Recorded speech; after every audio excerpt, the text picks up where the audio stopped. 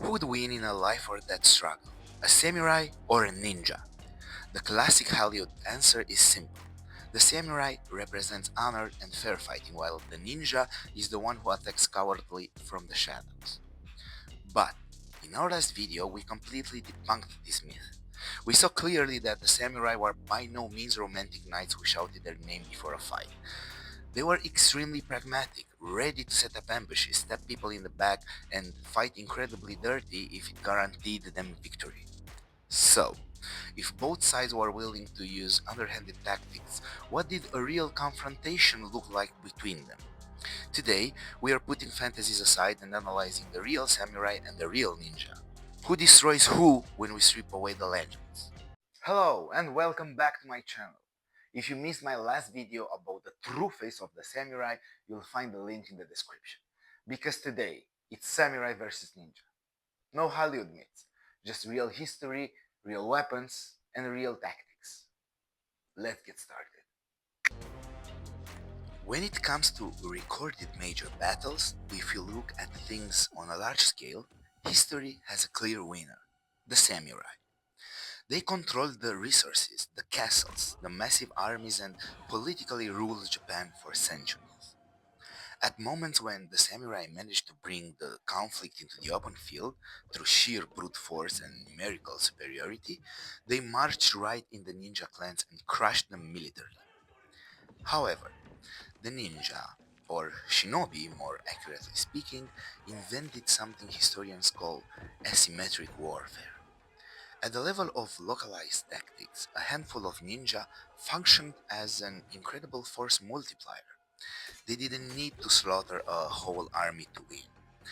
They would infiltrate military camps or castles at night, set fire to food and arrow supplies, assassinate commanders in their sleep, and create such massive panic that thousands of samurai were completely destabilized. They were forced to pack up their banners and flee through the back door just to survive, exactly like we see in classic stories like Shogun. The samurai won history, but the ninja made their lives a living hell. On an individual level, equipment dictated the way of fighting, and this is where Hollywood lied to us completely. Let's start with the ninja. When you think of them, you see the famous throwing stars. In reality, those were rarely used. Ninja relied much more often on the bow shuriken, which weren't stars, but sharp metal spikes, resembling long heavy nails, much easier to hide in sleeves. And the famous kunai?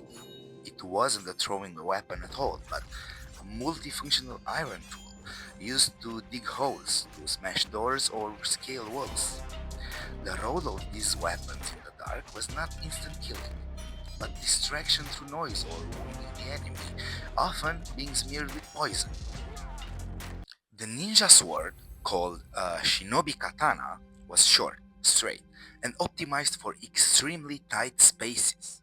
It wasn't made for long duels where you clash blade against blade, but for quick thrusts from the shadows. In stark contrast, the samurai was a human tank. He wore heavy armor called yoroi, designed to withstand arrows and direct blows. His primary weapon on the battlefield was the spear, the naginata, or the long bow. What is a naginata? Well, if you haven't seen my video about the naginata yet, I invite you to do so. The katana was only used when the enemy was very close. The katana was a long sword, curved and massive, a perfect weapon for killing an opponent with a single strike. To fight effectively in the dark, the ninja adapted every inch of their equipment with an almost obsessive attention to detail. Contrary to the movies, they never wore pure black, because black creates a stark silhouette that is easily spotted under the moonlight. They were dark navy blue, ash brown, or dark gray, shades that blend naturally into the nocturnal environment. Furthermore, to ensure their eyes and face wouldn't give them away, they blackened the area around their eyelids with a mixture of chacoral or fine ash mixed with oil. This simple trick eliminated any natural skin reflection under the moon or torchlight, making the mask blend completely into their face. On their feet, they wore special boots called tabi, with a split big toe and cotton or leather soles specifically designed to completely absorb the sound of footsteps on the wooden floors of castles. And if they were discovered in a dark corridor, they used metsubushi, eggshell capsules filled with ash and ground pepper, which they threw into the samurai eyes to blind him instantly before attacking or vanishing into the night. Here, we must make an extremely important clarification that ties everything we've discussed together. As we established in the last video, the samurai were also trained to use ambushes or attack from behind. However, their clothes, armor, and weapon were simply not designed for it. If a samurai tried to sneak into a building, his lamellar armor would clank with every sudden movement, and his long katana would bump against the walls of tight corridors.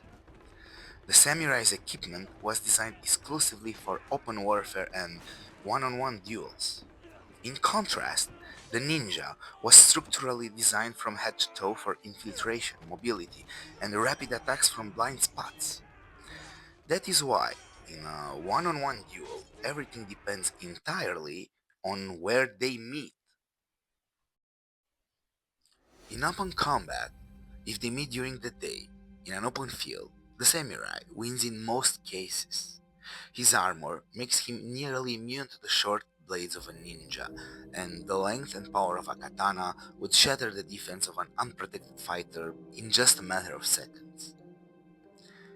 If we move the action to the night, inside a dense forest or a tight, completely dark corridor, the scales tip radically. The ninja hold the elements of surprise. In narrow spaces, the samurai's armor becomes a curse that limits his movements and makes noise. Completely silent steps in tabi boots, eye camouflage with chakora in the shadows, and a lightning fast attack to the throat with a short sword would mean certain death for the samurai before he could even draw his katana. The conclusion is that real history wasn't a black and white myth. Politically and militarily, the samurai dominated and won history through brute force and resources. However, on an individual tactical level, the ninja were the absolute masters of asymmetric warfare. When the conflict was fought on the samurai's turf, in the light of day, their armor won. But when the rules were dictated by the ninja, in the dark, in tight spaces, the superiority of the samurai was completely wiped out in just a few seconds. That's it for today. Let me know, who's your favorite warrior, the samurai or ninja? Comment below, like, and subscribe for more content like this. Thanks for watching.